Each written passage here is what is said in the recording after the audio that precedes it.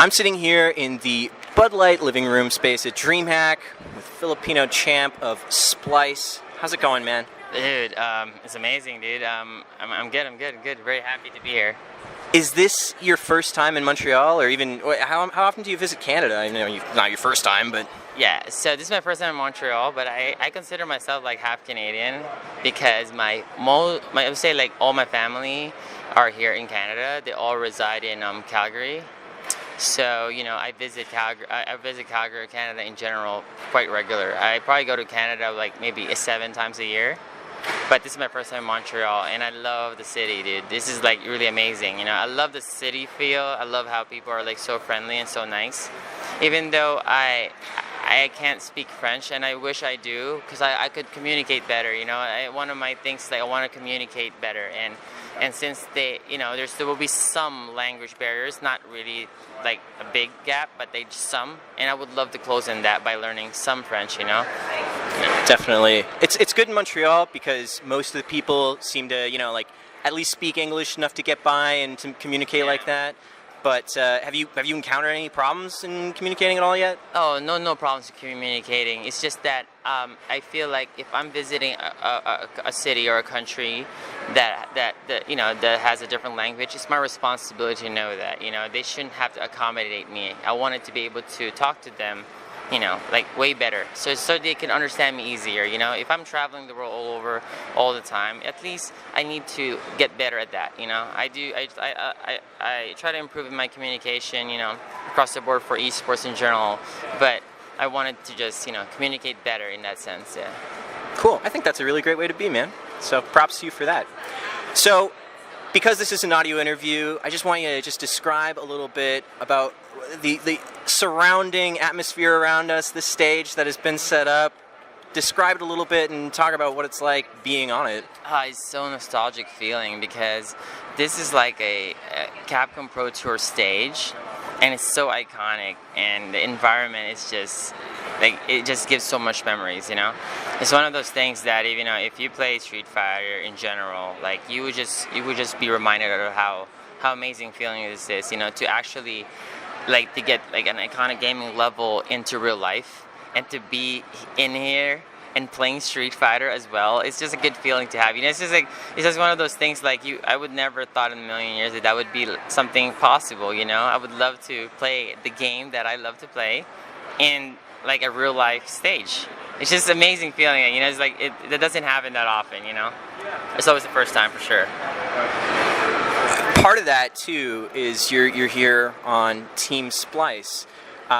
It's not like super new news or anything, sure, but talking about how much it means to you to be on this stage. What does it mean to be a part of such a big organization in the industry as Splyce, and how does that feel? Dude, it's just such a humbling feeling. Like the fact that we have so many sponsors or big corporates that supports my passion or supports the team. It just adds validation that to all the hard work that I put in, and to have their trust and support, it just makes it easier for me to live my day-to-day life, and without having to worry about to have a normal 9 to 5, and this is my 9 to 5, and I'm just so humbled by that, so grateful for the opportunity and all the blessing that comes along with it, and I'm very, very grateful for that. How did you come to be involved with the Bud Light side of things? So the Bud Light side of things, there was a Bud Light All-Star campaign in North America.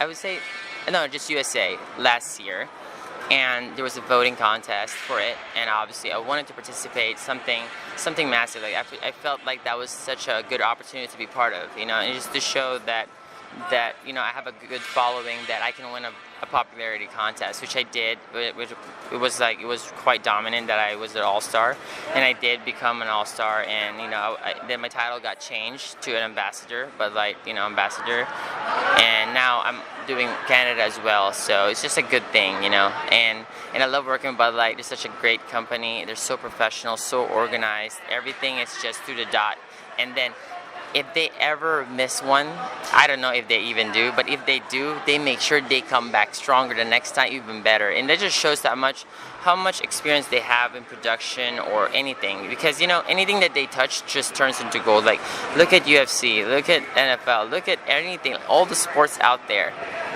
Bud Light is part of, and just to see them trying to get into esports like that, and they've been in esports for like 2 years now. This is their second year. And I'm just so excited for the future, because right now they've been part of sports for like over 50 years now, and look what it is now, and this is only our second year, right? Just think about it after like maybe 5 years, 10 years from now, what would Bud Light do with esports, right? So I'm just so excited to see that. Obviously, you just listed off some really, really big industry names, that is associated with Bud Light. What's it like to see the FGC kind of grow up, maybe cultivate these huge, massive relationships with these massive mainstream brands for somebody like yourself who's been around for so many years? Man, it's just amazing. It's just such amazing to see that like 2013, 2014, I didn't know that was possible. But then 2015 happened, and there was like a massive shift of change. 2016 was just massive. It's like the biggest jump I've ever seen. And now 2017 is like, dude, can't even imagine this, It's like one of those, like, I'm always wowed every single year. But I think part of that is just, it's all about the fans and everybody that supported, gaming in general. Not just fighting games, but just gaming in general, We have so much, us gamers have so much power and such a big voice now that, even though we all play, there's so many, now here in DreamHack, there's so many different games and different genres, but we're all united as one gaming community, and just that alone gives us so much power to do, whatever at this point, right? So just the fact that we constantly put up numbers of, interest or viewerships or sponsorships, all of that, interest, sales, whatever it is, it just shows and validates like, hey, now other big companies can see like, wow, if company A is actually having a lot of marketing, profits, or a lot of sales profit into esports, then maybe I should do that too. And then it's like a constant chain reaction. You know what I'm saying? If the best company of whatever brand it is, or whatever product joins esports, I'm pretty sure the second and the third and fourth company of that particular one would join as well. Well, damn, they're number one for a reason, so let's join also. So the fact that Bud Light hopped in, I won't be surprised if the other, alcohol beverages hops in as well. Look at the keyboard business. You see Corsair, you see Razer, you see just nonstop headsets. Just nonstop. Yeah, so it's just a chain reaction of things. You talked about like this big rise, 2015, 2016, now 2017. I agree, the FGC and esports in whole, but the FGC had a huge swell, it feels like. Yes. But it kind of happened at the same time as League really swelling as well, even like Dota, CS swelling, yes. Overwatch was released. Yeah. Is there ever any concern for you or any worry or anxiety in any way, shape, or form, paranoia, where the FGC is kind of overshadowed by these other big esports, and there's still that conversation of whether or not the FGC is esports with a lot of people? So, that's a pretty good question. I do think 2016 was the year that FGC, like Street Fighter, became esports. We actually finally broke into the entry level of esports, of an esports title. As far as like the esports title of rankings are concerned for the top games, we're not top 5 at all, you know what I'm saying? Like, we just broke the entry level, and that's the honest truth, and that's the reality of things. As far as like me being concerned about League or Dota, all that stuff, I'm not concerned because they're all gaming in general. I can't see the fighting game fans getting phased out, because that's something that we're passionate about. Look at the Smash community. They did it without developer support, and they succeeded. And they're one of the most viewed titles without developer support, and that's just all through passion. With that, I feel like anything's possible, And right now, we have developer support, passion, we have sales, we have everything to back us up. Sure, we don't have League of Legends and Dota numbers, but just think about the fact that League and Dota can coexist, and it's the same genre. That just speaks something for that, Yeah. Absolutely. Kind of talking about coexisting too, Street Fighter is maybe leading the charge for the general FGC, Sure. but you got a lot of games in there. You know, you look at EVO, there's a ton of games on the final day, there's a ton of games throughout the weekend, and there's always more being released too. Do you feel like there's another game in the FGC rising up right now to kind of take a tier 2 spot and solidly make Street Fighter 5, like give it a run for its money? So it's throughout the years, like 2015 and down, there's always been 2 titles that's been like the main event, the co-main event. It's always been the Marvel series and Street Fighter. You know what I'm saying? Like any EVO is always that. And now Marvel vs. Capcom Infinite is coming. I could see that being like the 1 and 2 punch of like, you know, the end of an event. But also, I can't forget about Tekken. Tekken has been kicking ass, and it's just amazing to see how Tekken, like, you know, became like this is a niche like game in North America. It's such a big game in Asia, but for North America, for now when they released Tekken 7, it actually became a success and a good game, good quality, everything, and I'm very happy for that. You know, I support that all the way through because that's fighting games. You know, that's the same genre that I love. You know, so. And if these other games grow, I feel like fighting games are growing. I'm not worried also about EVO adding games because sure they add new games to the roster of like 8, 9 games they cover for EVO, but they also remove games that are older. They phase them out. Like sure you're gonna add Marvel vs. Capcom Infinite, that's a no-brainer for 2018, but they're removing Marvel 3. They're removing the other games as well. So they're just they're just rotating it to what's current. As a competitor, when you see these new games coming out, obviously, you know, like Street Fighter, MVCI, how do you decide what it is that you, FChamp, want to play competitively at the highest level possible? So, I mostly play Capcom games. I did play Rising Thunder in a sense, but I mostly play Capcom games. So if it's a Capcom game, I would play it. That will be my pro game. You know, I'm not an NRS player or a Bandai, you know, Namco player. So, but I can play all of them in a high level, but not in the absolute highest level, pro level. You know what I'm saying? I could be like top 30, top 40, but I wouldn't be top 10 or top 5 or top 1 in any of those games because these guys would have like 30 or 15, 30 years on top of, you know, everything. Meanwhile, sure, I have fighting game genre fundamentals.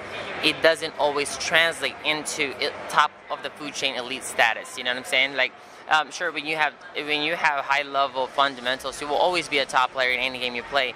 But I don't want to be a top player because I'm already a top player. I want to be the best. I want to be top 5. You know what I'm saying?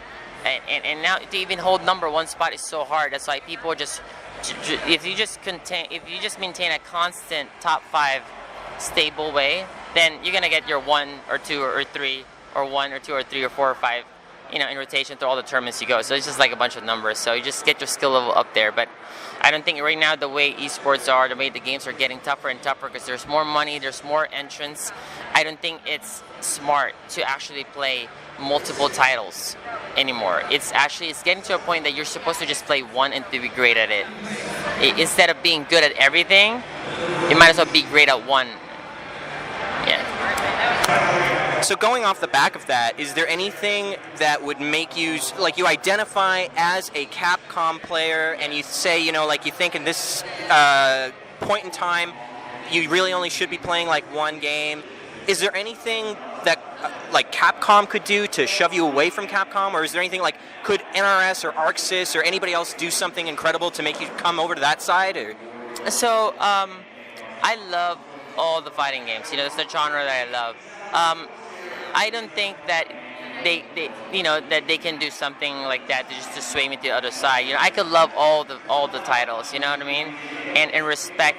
And honor them as like, you know, a true fighting game, you know, a part of the fighting game community in a sense.